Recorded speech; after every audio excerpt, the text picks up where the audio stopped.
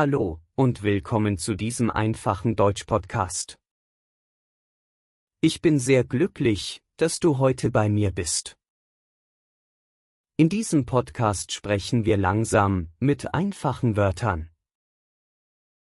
Wenn dein Deutsch also auf Anfängerniveau ist, dann ist das für dich. Heute werden wir über einen ganz besonderen Tag sprechen. Es ist ein Tag voller tiefer Bedeutung für Millionen von Menschen auf der Welt. Es ist der Tag der Sprache der Kurden. Der Tag der kurdischen Sprache. Wir feiern diesen Tag am 15. Mai.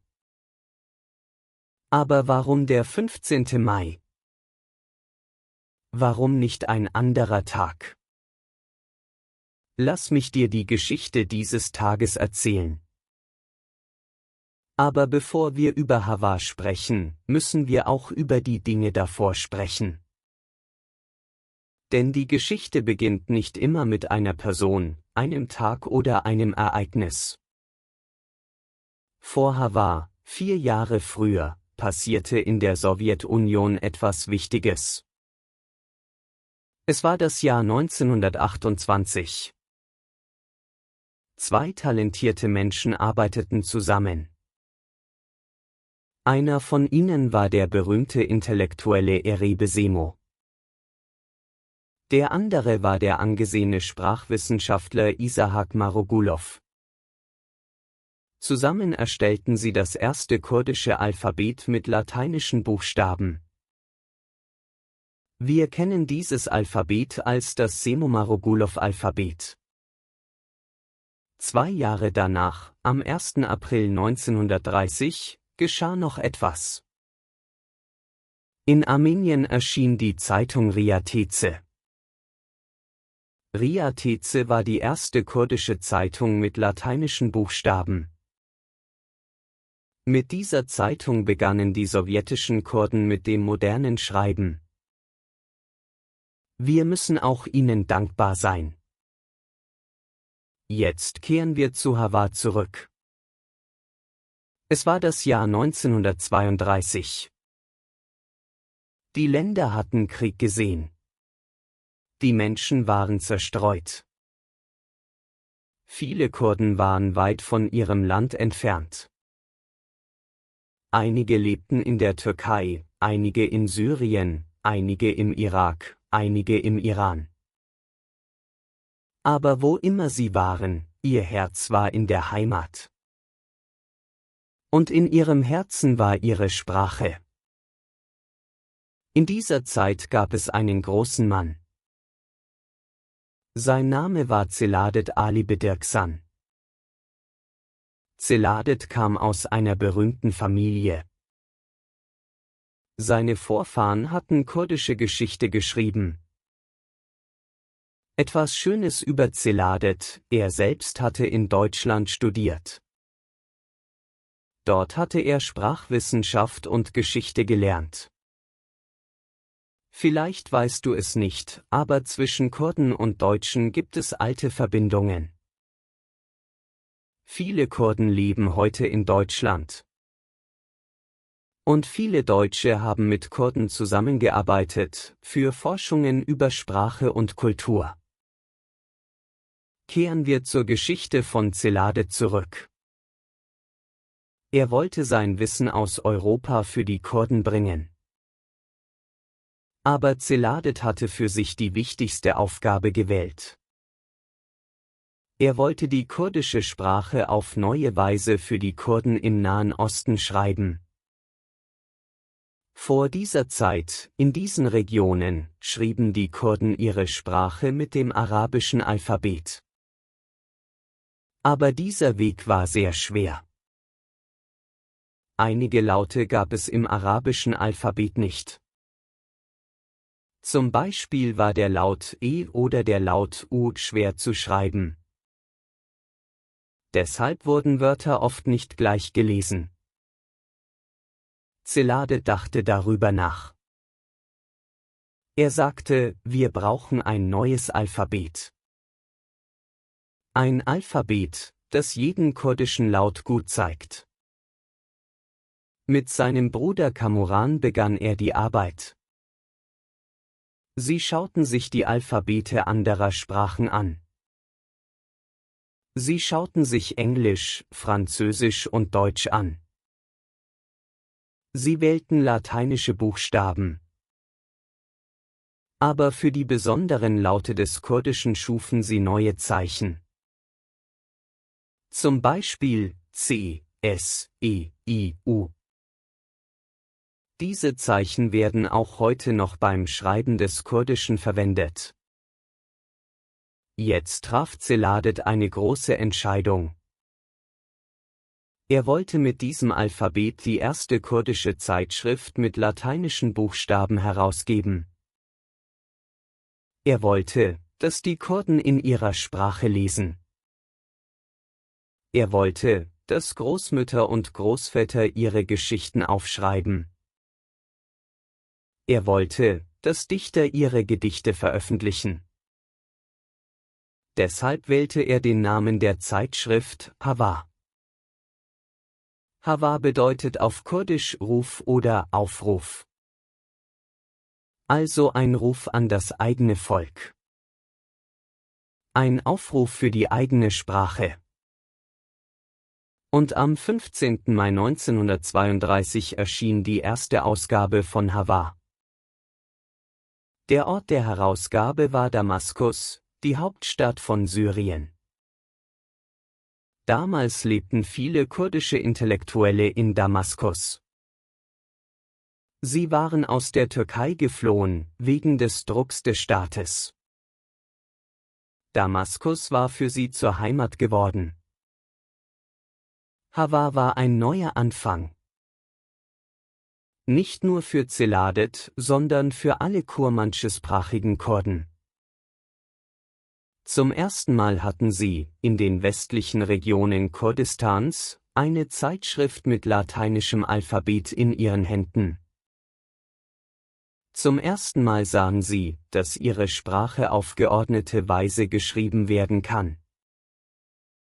Zum ersten Mal glaubten sie, dass diese Sprache bleiben wird. Deshalb feiern wir den 15. Mai als Tag der kurdischen Sprache. Es ist kein Zufall. Dies ist der Tag des Beginns einer neuen Zeit. Jetzt, lass uns ein wenig über unsere Sprache sprechen.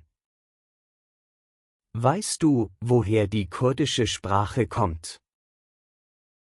Die kurdische Sprache ist eine sehr alte Sprache. Sie kommt aus der Familie der indogermanischen Sprachen.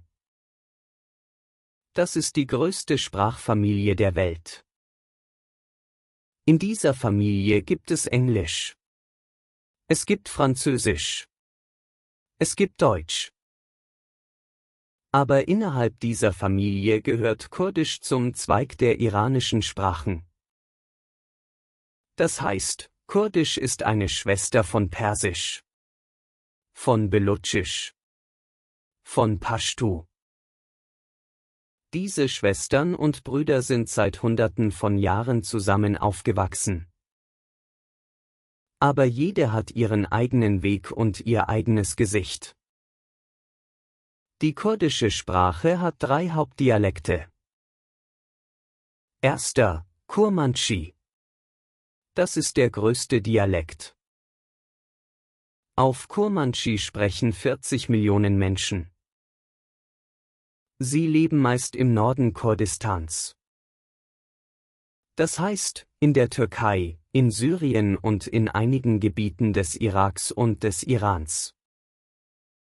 Zweiter, Sorani. Auf Sorani sprechen etwa 18 Millionen Menschen.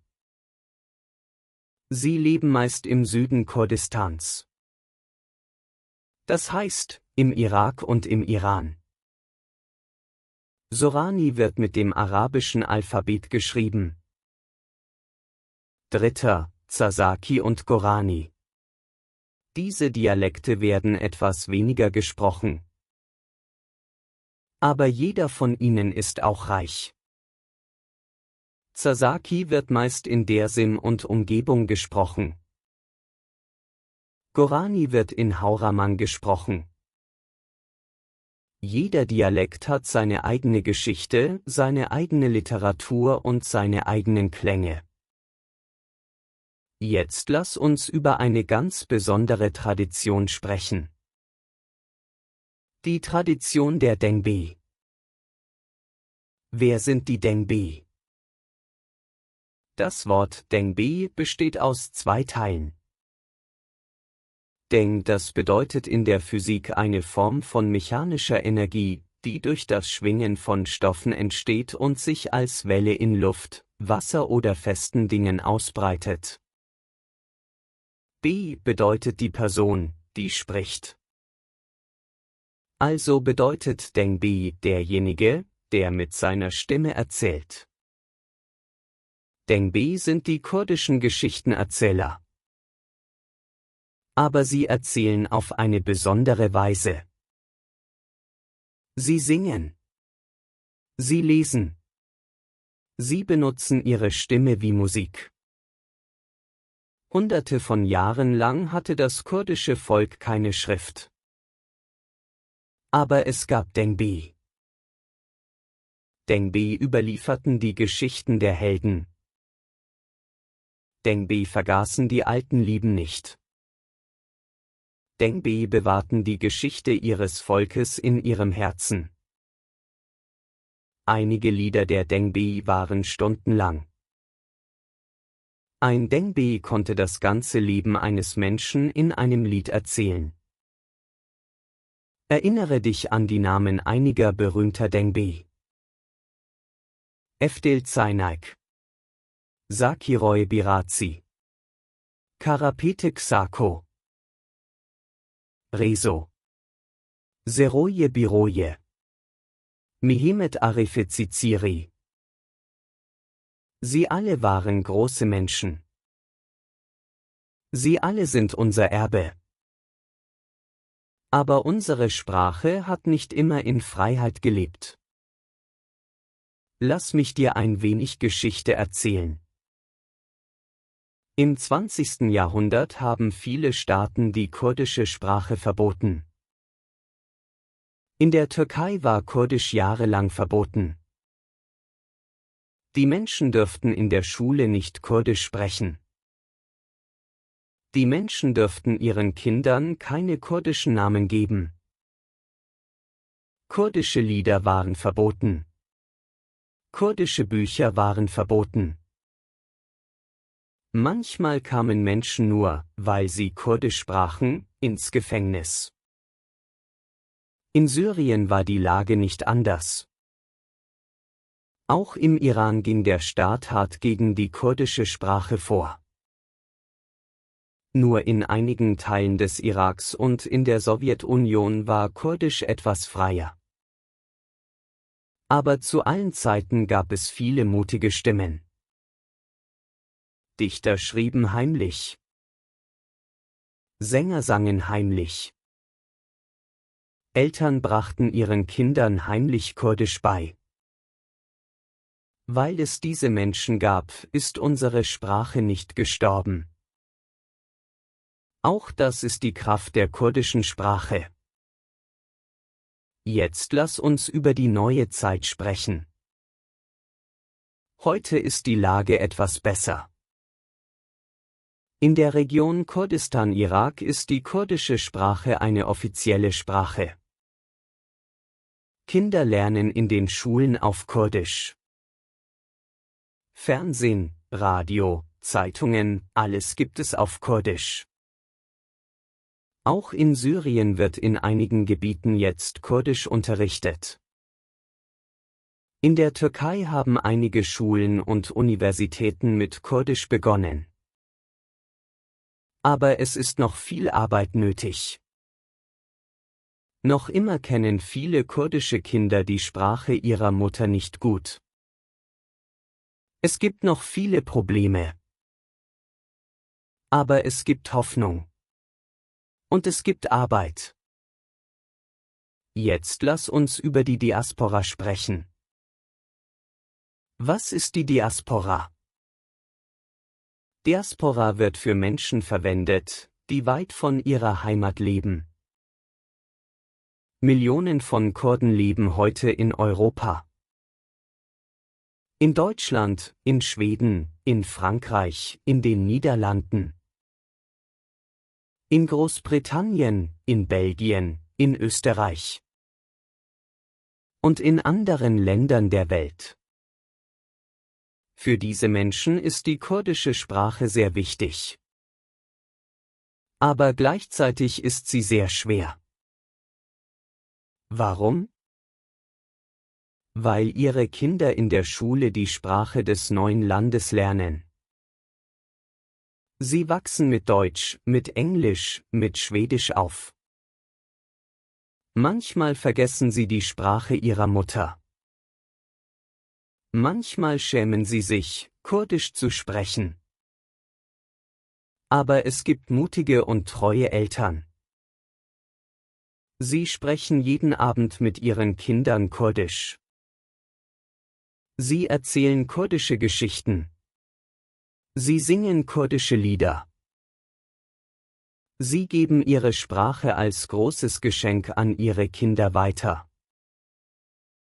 Deshalb wurden in den letzten Jahren kurdische Schulen in Europa eröffnet. Lehrer unterrichten die Kinder. Kulturvereine arbeiten. Fernsehkanäle machen Programme für Kinder. Auch das Internet hat geholfen. Jetzt kannst du im Internet alles auf Kurdisch finden. Bücher, Lieder, Filme, Unterricht, Podcasts. Einer dieser Podcasts ist auch dieser, den du gerade hörst.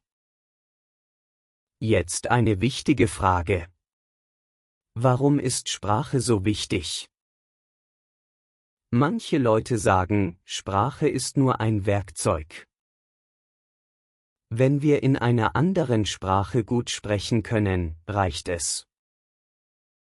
Aber das stimmt nicht. Sprache ist nicht nur ein Werkzeug zur Kommunikation. Sprache ist die Geschichte eines Volkes. Sprache ist das Gedächtnis der Vorfahren. Sprache ist die Art, wie der Mensch denkt. Jede Sprache sieht die Welt auf eine andere Weise. Jede Sprache bringt Laute hervor, die in anderen Sprachen nicht gesagt werden. Jede Sprache hat ihre eigenen besonderen Geschichten. Wenn eine Sprache stirbt, sterben alle diese Dinge. Weißt du, wie viele Sprachen jedes Jahr auf der Welt sterben?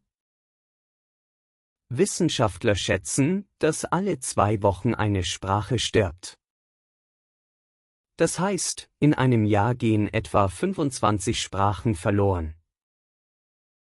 Für jede Sprache, die stirbt, wird die Welt sehr ärmer. Möge die kurdische Sprache nicht eine dieser Sprachen sein.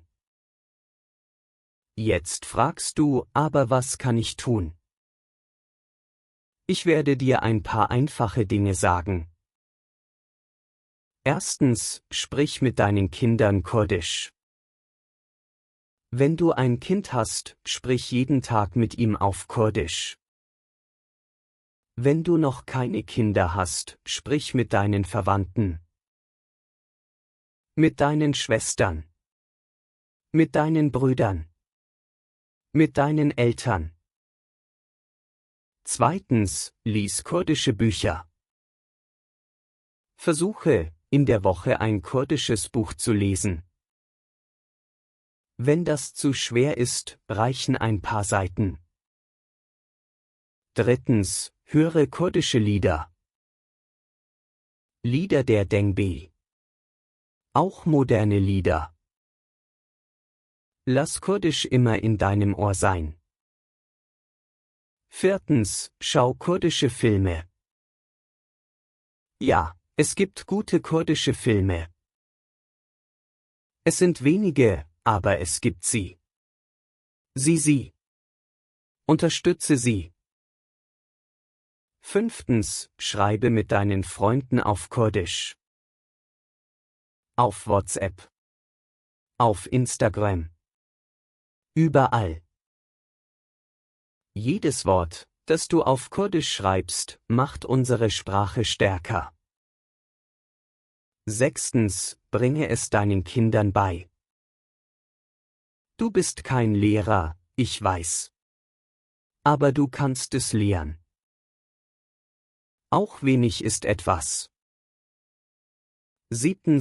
Setze deine Bemühungen jeden Monat fort. Denn Sprache ist nicht eine Sache eines Tages.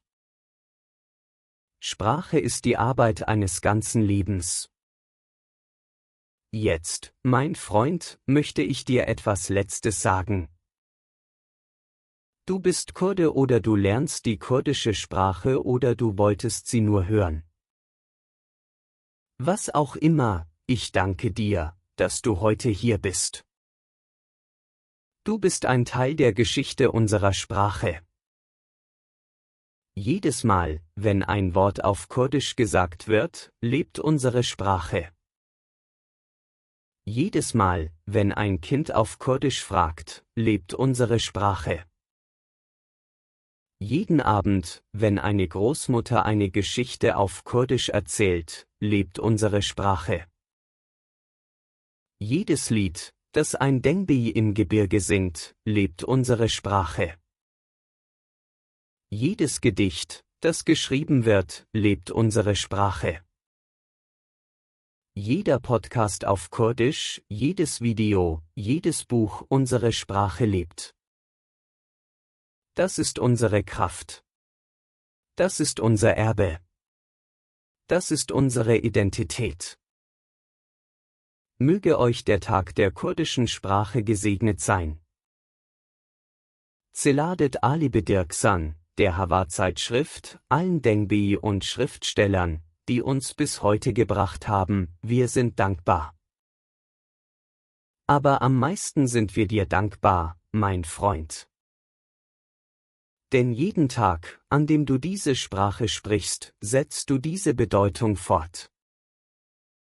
Vielen Dank fürs Zuhören bei diesem Podcast in einfachem Deutsch.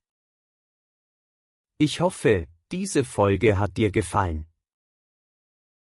Wenn dir diese Folge gefallen hat, teile sie bitte mit deinen Freunden.